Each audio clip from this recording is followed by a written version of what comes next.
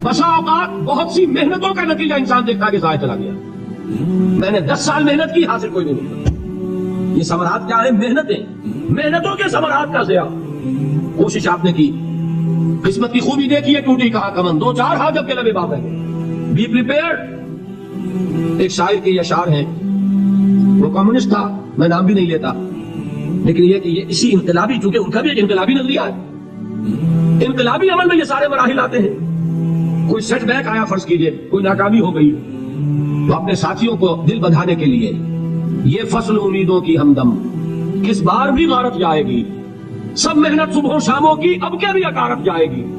میرے نبی کے ثمرات کا جو لفظ یہاں آیا ہے، وَنَقْصٍ مِنَ الْأَمْوَالِ وَالْأَنفُسِ وَالثَّمَرَاتِ، سب محنت صبح و شاموں کی اب کیا بھی اکارت جائے گی. دھرتی کے کونوں کھدروں میں پھر اپنے لہو کی کھاد بھرو، پھر مٹی سینچو اشکوں سے، پھر اگلی رت کی فکر کرو، پھر اگلی رت کی فکر کرو. جب پھر ایک بار اجڑنا ہے، ایک فصل پکی تو بھر پایا، تب تک تو یہی کچھ کرتا ہے. ایک مقصد ہے سامنے، انقلاب برپا کرنا ہے. ایک کوشش ناکام ہو جائے کوئی پرواہ نہیں، ریسٹ.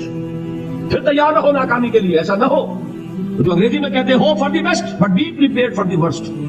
ایسا نہ ہو کہ دوسری مرتبہ ناکام ہو کے بددل ہو جاؤ، تمہاری ہمتیں جواب دے جائیں. نہیں، پہلے سے تیار رہو کہ دوسری مرتبہ بھی ناکامی آئے تو آئے، لیکن جب تک یہ کامیابی حاصل نہیں ہوتی ہمیں یہ کام کیے تھے. دیکھیے سیرت میں آیا کہ نہیں یہ واقعہ. بدر میں مسلمانوں کو فتح ہوئی تو احد میں زٹ پہنچی کہ نہیں؟ 70 صحابہ شہید ہوئے کہ نہیں؟ اگر ان کی ہمتیں جواب دے جاتی تو گاڑی کیسے چلتی آگے؟ تو فرمایا وَلَنَبْلُوَنَّكُمْ بِشَيْءٍ مِّنَ الْخَوْفِ وَالْجُوعِ وَنَقْصٍ مِّنَ الْأَمْوَالِ وَالْأَنفُسِ وَالثَّمَرَاتِ. ہم تمہیں لازم آزمائیں گے خوف کی کیفیت سے، فقر و فاقے کی کیفیت سے، بھوک سے، جان کے نقصان سے، مال کے نقصان سے، محنتوں کے حاصل کے ضائع ہو جانے سے.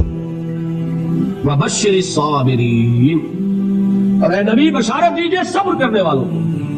الَّذِينَ إِذَا أَصَابَتْهُمْ مُصِيبَةٌ، وہ کہ جب ان پر کوئی تکلیف آئے، کوئی مصیبت آئے، کوئی آزمائش آئے، قَالُوا إِنَّا لِلَّهِ وَإِنَّا إِلَيْهِ رَاجِعُونَ، وہ یہ کہے کہ ہم اللہ ہی کے ہیں، اللہ ہی کی طرف لوٹ جانا ہے.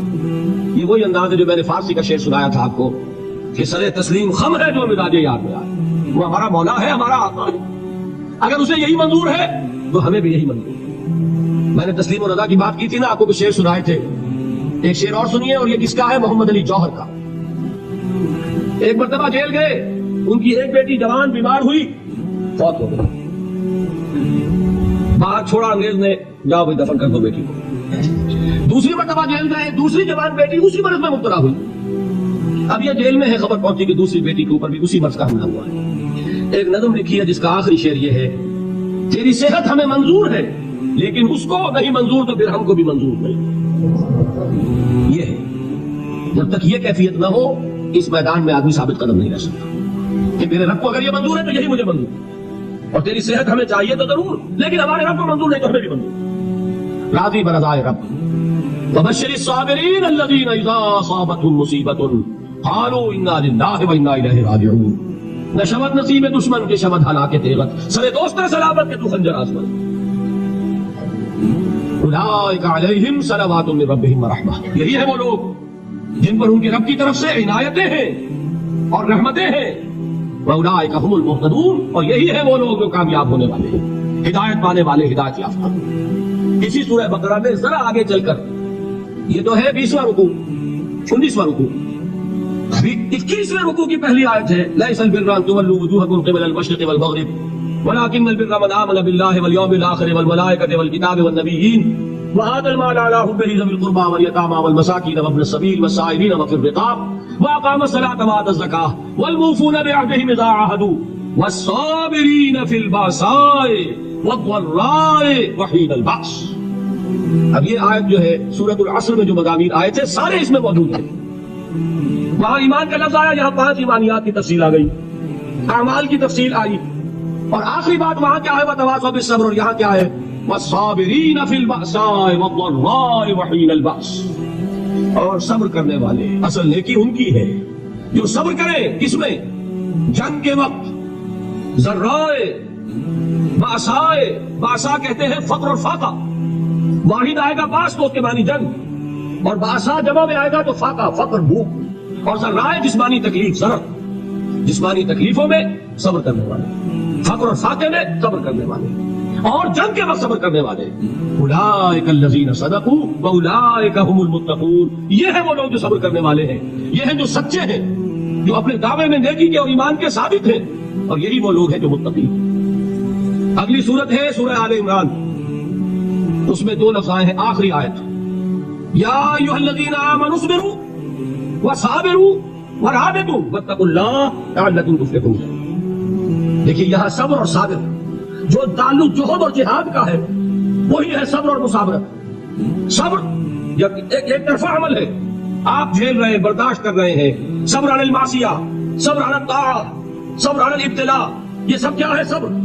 اور مصابرت کیا ہے, صبر کا صبر سے مقابلہ. یہ سورہ آل عمران اب وقت نہیں ہے, میں آپ کو سنا تھا اللہ تعالیٰ نے کیسے کیسے مسلمانوں سے کہا, مسلمانوں تمہیں تک پہنچی ہے تو انہیں بھی تو پہنچی تھی. ان کے 70 نہیں مارے گئے تھے بدر میں, ان کے حوصلے جو ہیں وہ تو پست نہیں ہوئے, وہ اگلے سال آ گئے تم پر چڑھائی کر کے. تم کیوں اتنا برا مان رہے ہو, تمہارے دل اتنے زخمی کیوں ہو گئے, تمہیں تکلیف پہنچتی ہے تو انہیں بھی پہنچتی ہے. اپنی غیرت جو ہے ہمیں ذرا اس کا جائزہ لینا چاہیے. لوگ باطل نظریات کے لیے کتنی قربانیاں دے رہے ہیں, لوگ باطل چیزوں کے فروغ کے لیے کتنی محنتیں کر رہے ہیں. جیسا کہ میں نے ابھی کہا تھا, اسی غیرت کو چیلنج کرنے کے لیے, ذرا آپ کی حمیت دینی کو جوش دلانے کے لیے. قادیانی نوجوان کتنی تعداد میں اپنے آپ کو دین کے لیے وقف کرتا ہے, اور آپ کتنے نوجوان ہیں جو اپنے آپ کو دین کے لیے وقف کرتے ہیں. اور لوگ کھاتے پیتے گھرانوں کے لوگ. یہ نہیں ہے کہ اگر کوئی اور کام نہیں کر سکتا تو پھر یہ ہے کہ وہ دین کے کام میں لگ جائے. باصلاحیت لوگ, کھاتے پیتے لوگ, ذہنی استعداد رکھنے والے لوگ, اونچے گھرانوں کے لوگ, وہ وقت کریں اپنے آپ کو دین کے لیے. اس کے بغیر کیسے باہر آ جائے گی, کیسے رونق آ جائے گی. تو دنیا میں باطل نظریات والے جو ہیں, یہ بات کہی گئی ہے مسلمانوں, تم اگر توحید کے لیے لڑ رہے ہو, دیکھتے رہے ابو جہل کو, اس نے گردن کٹوائی ہے شرک کے لیے, شرک کے لیے گردن کٹوائے, اور تم توحید کے لیے گردن کٹوانے کو تیار ہو.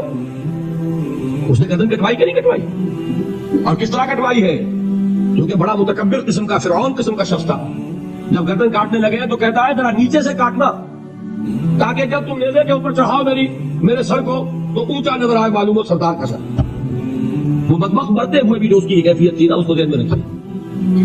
اس لوگوں نے قربانیاں دی, جانے دی, تو فرمایا اگر تم ان سے زیادہ قربانی نہیں دو گے, جو نوٹ کر لیجیے اس کو, مجرد اگر حق کو غالب کرنا اللہ کے ذمے ہو تو آنے واحد میں غالب کر دے گا, تمہیں تکلیف دینے کی ضرورت نہیں. سمجھ رہے, کیا اللہ کے مقابلے میں کوئی باطل کی طاقت ٹھہر سکتی ہے؟ یہ تمہارے ایمان کا امتحان ہے, یہ تمہارے خلوص کی آزمائش ہے, یہ تمہارے امتحان کا ثبوت درکار ہے کہ اللہ تعالیٰ دیکھنا چاہتا ہے تم اس کے لیے اپنی جانیں قربان کرنے کو تیار ہو کہ نہیں, تم اس کے لیے تن من دھن لگانے کو تیار ہو کہ نہیں. اور یہ جان لو کہ اگر کفار اور مشرکین اور ملحدین اور باطل نظریات والے وہ جو کچھ قربانیاں اپنے باطل نظریات کے لیے دے رہے ہیں, ان سے زیادہ اگر تم نہیں دو گے تو حق غالب نہیں ہوگا. انہوں نے جو صبر کیا ہے اپنے باطل نظریات پر, اگر تم اس سے زیادہ صبر کا ثبوت نہیں دو گے اپنے اس حق پر تو حق غالب نہیں ہوگا. اس لیے فرمایا یا ایھا الذین آمنوا اصبروا وصابروا, نہ صرف یہ کہ صبر کرو بلکہ صبر میں اپنے دشمنوں سے آگے نکلو, ان کے صبر سے بڑھ کر صبر کرو. ورابطوا, مرابطہ کہتے ہیں چوکس رہنا, ہوشیار, پہرا دو, ایسا نہ ہو کہ دشمن جو ہے غفلت میں تمہارے اوپر کوئی حملہ جو ہے کر بیٹھے. واتقوا اللہ, اور اللہ کا تقوی اختیار کرو, لعلکم تفلحون, تاکہ تم فلاح پاؤ.